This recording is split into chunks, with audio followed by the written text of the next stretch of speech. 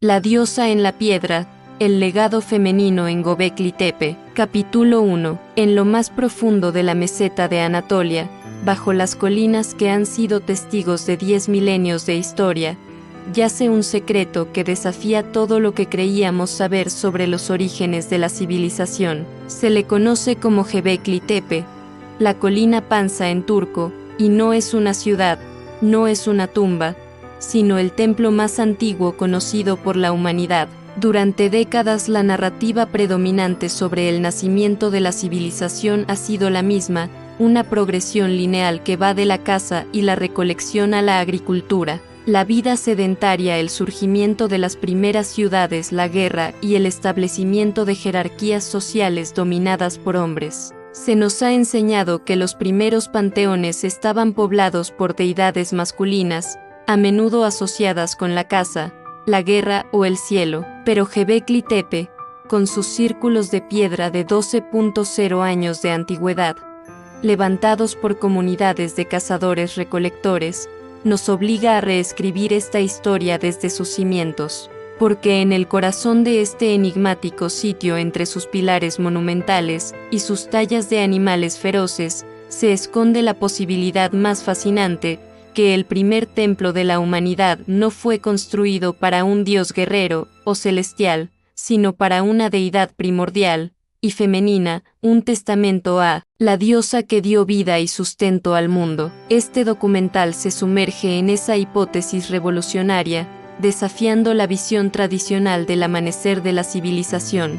Nos adentraremos en las entrañas de este templo preagrícola para buscar un legado que ha sido quizás silenciado o malinterpretado por milenios, un legado de fertilidad, de profunda reverencia a la naturaleza y del poder sagrado de lo femenino como motor de la espiritualidad humana más antigua. El descubrimiento de Göbekli Tepe por Klaus Schmidt en la década de 1990 fue un verdadero sismo para el campo de la arqueología. Hasta ese momento, se creía que las estructuras monumentales solo podían ser construidas por sociedades agrícolas sedentarias, con la organización social y la fuerza de trabajo que la agricultura permitía. Sin embargo, los constructores de Göbekli Tepe eran cazadores-recolectores, una sociedad nómada o seminómada que, según la teoría establecida, carecía de la capacidad organizativa para una obra de tal magnitud. Levantaron enormes pilares en forma de T, algunos de hasta 6 metros de altura y un peso que superaba las 20 toneladas.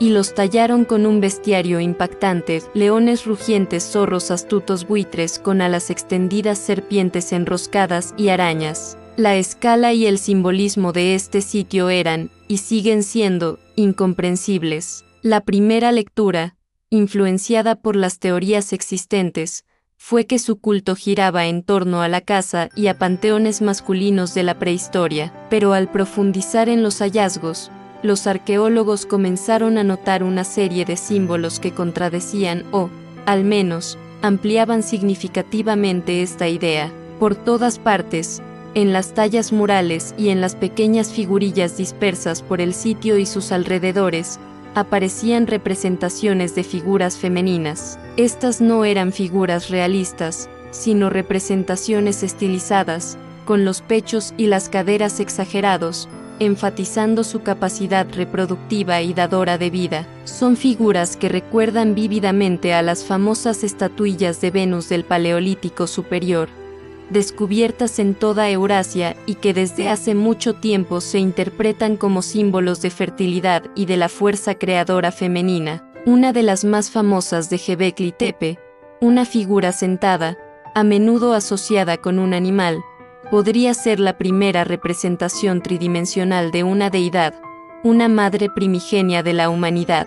La omnipresencia de estos símbolos femeninos, junto con la abundancia de animales, sugiere un panteón en el que la vida, la regeneración, la abundancia y la intrínseca conexión con la naturaleza eran los temas centrales de su veneración. En Göbekli Tepe, no se trataba de dominar el mundo natural, sino de honrarlo. Las tallas de animales no eran trofeos de caza que simbolizaban el control del hombre sobre la bestia, sino representaciones de una naturaleza sagrada con la que los constructores convivían en perfecta armonía. Los pilares en forma de T que muchos arqueólogos especulan que podrían representar figuras humanas abstractas con los brazos a los lados parecen estar en una danza cósmica en coexistencia con las bestias que los rodean, no en un conflicto jerárquico. En este lugar, antes de que el hombre comenzara a imponer su voluntad sobre la tierra a través de la agricultura, la mujer y la naturaleza eran una misma cosa sagrada, la fuente de toda la vida y la abundancia.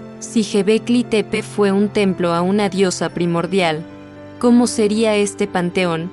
¿Y qué tipo de espiritualidad cultivaría? A diferencia de los dioses celestiales, distantes y a menudo patriarcales que vendrían después con las primeras civilizaciones agrícolas, esta deidad estaría arraigada a la tierra misma, a sus ciclos incesantes de vida y muerte. Sería una diosa de la fertilidad, no solo humana, sino también la que aseguraba la abundancia de la casa que los sustentaba. Sería una diosa de la naturaleza que regía los ciclos de las estaciones, determinando el flujo de la vida en las estepas, y, quizás, una diosa de la muerte, que recibía a los muertos de vuelta a su seno materno para el gran ciclo de la regeneración. Este concepto, conocido ampliamente como la diosa madre o gran diosa, es uno de los arquetipos más antiguos y universales de la espiritualidad humana, y Göbekli Tepe podría ser la primera evidencia monumental y organizada de su culto a gran escala.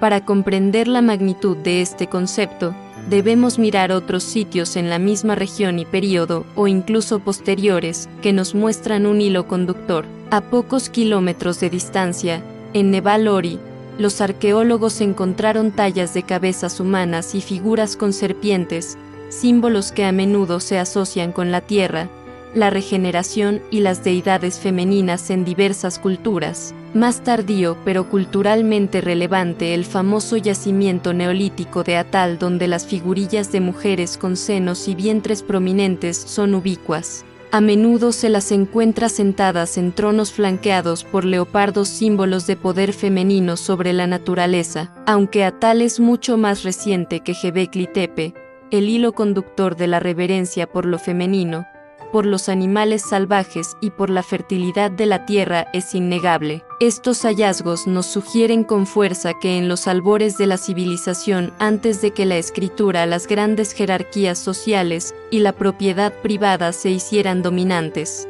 las sociedades eran, si no matriarcales, al menos más igualitarias, más conectadas con la naturaleza, y muy posiblemente su culto estaba centrado en un principio femenino. La diosa en la piedra de Göbekli Tepe podría ser, de facto, la matriarca de todas las deidades que la humanidad adoraría después. Entonces, ¿por qué fue abandonado Göbekli Tepe? Y, lo que es aún más intrigante, ¿por qué fue deliberadamente enterrado bajo toneladas de tierra y escombros, capa a capa, como si se tratara de un gigantesco rito sagrado de ocultamiento? La arqueología ha demostrado que, alrededor del 8000 a.C., el sitio fue cubierto lentamente. No fue un abandono repentino o por catástrofe. La transición a la agricultura, que se dio de forma gradual en esta misma región del creciente fértil, pudo haber provocado un cambio fundamental en la cosmovisión humana. Los cazadores-recolectores dependían completamente de la naturaleza y sus ciclos incontrolables,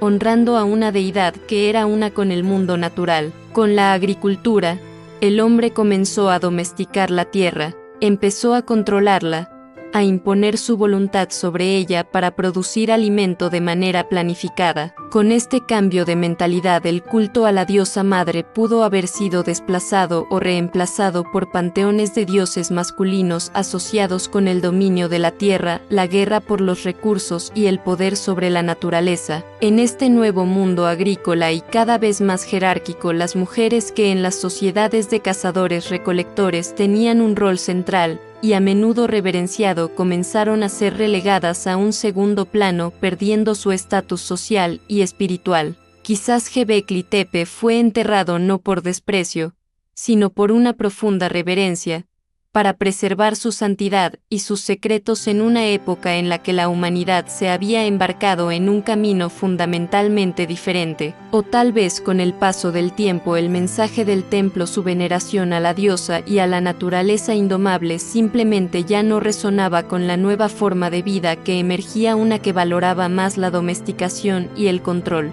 Göbekli Tepe es un portal al pasado, un susurro de un tiempo en el que la humanidad no se veía a sí misma como dueña de la tierra, sino como parte intrínseca de ella. La diosa en la piedra es un recordatorio de que los albores de la civilización pudieron haber sido un momento de equilibrio, de reverencia y de profundo respeto por lo femenino. Aquí concluye nuestra historia. Si te ha inspirado, que su legado sea un faro de valentía en tu propio camino.